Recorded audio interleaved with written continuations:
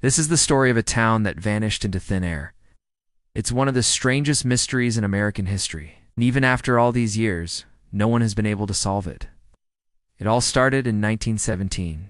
For decades, there had been rumors about gold in the area near the town of Tanada in south-central Alaska. So in 1917, prospectors arrived with the goal of striking it rich. They were so convinced that they would find gold here that they actually built an entire town. They named it Reed's Landing, after one of the prospectors, James Reed. But the gold rush didn't go as planned. The prospectors spent years searching for gold, but they couldn't find any. Eventually, everyone packed up and left, except for one man named Joe Redfield. He decided he wasn't going to leave empty-handed. So he set up a small cabin and began trapping animals for their fur. But after a couple years, this too became unprofitable, and he moved away. By 1924, the settlement was completely abandoned.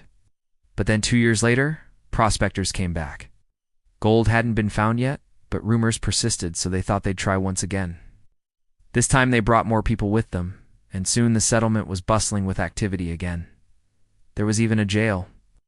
But once again, the search for gold turned up nothing. Eventually, the prospectors gave up, and they all left town, with the exception of one man who stayed behind in a cabin by himself.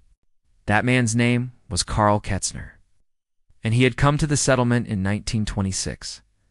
But when a government official went by his cabin in 1932 to collect taxes, they found something strange. The cabin was completely deserted. His food supplies were still there, and his dog was there too, but there was no sign of Carl anywhere.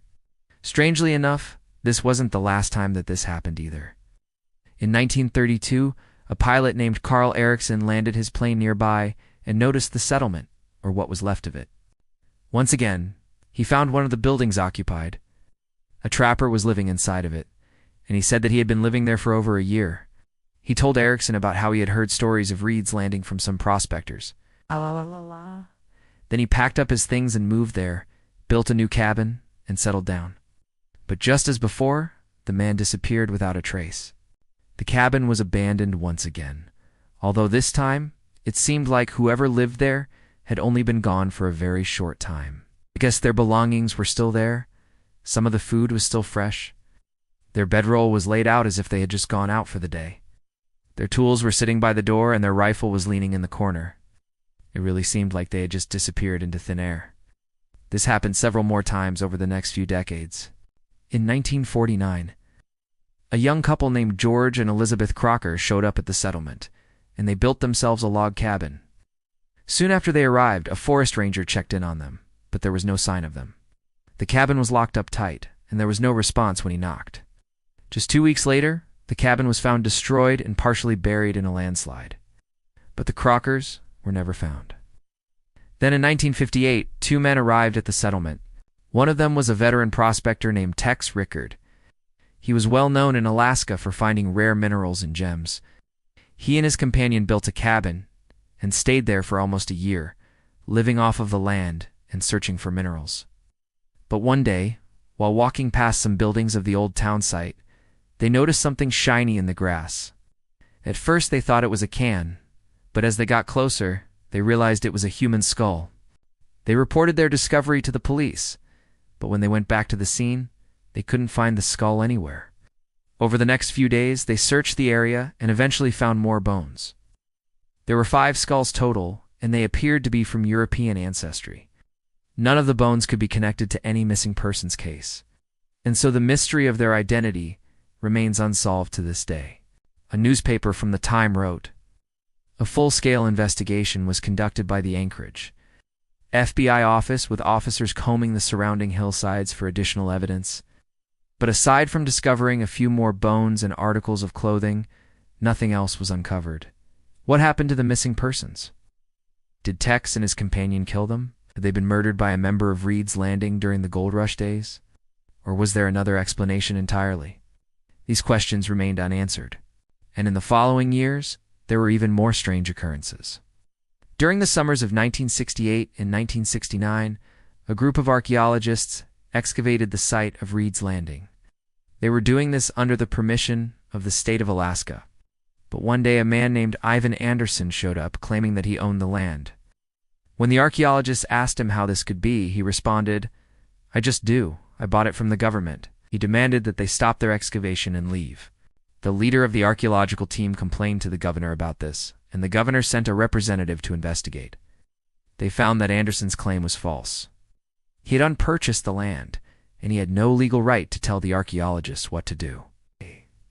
But why was he trying to keep them from excavating the site?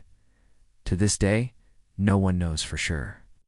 Anderson passed away in 1985, but his will stipulated that none of his heirs could ever sell the land.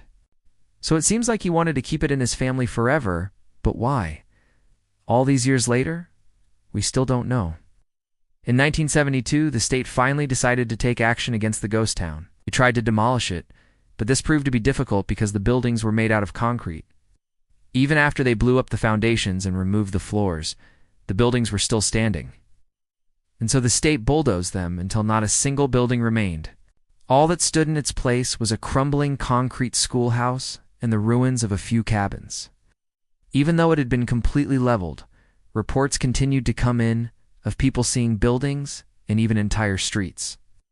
Many said that it looked exactly like the town had in its heyday, but when they went to check the next day, everything was gone, and that's how it remained. People kept reporting seeing the ghost town, but no one was ever able to prove it existed. By 1981, the town had been completely forgotten. No one remembered where it was or even what it looked like. And that's how it stayed for another 4 decades. No one knew what had happened to the town of Reed's Landing, or did they? In 2022, a man named Steve McCullough rediscovered the site. He lives nearby now and was hiking in the area with his drone. When he came across the old town site, you might have seen the pictures. There are no buildings left, just a few foundation outlines. But he said that it felt like time travel. He couldn't believe that such a large town could have existed here and then completely vanished. If he had discovered the town a few decades earlier, perhaps it could have changed everything. Maybe the mystery of the lost town would have finally been solved. But even though the town of Reed's Landing is gone, the mystery of what happened to it lives on. Some say the town is cursed. That's why all the prospectors lost their minds and disappeared one by one. Others say the land itself is haunted, which is why anyone who tries to settle there meets a bad end.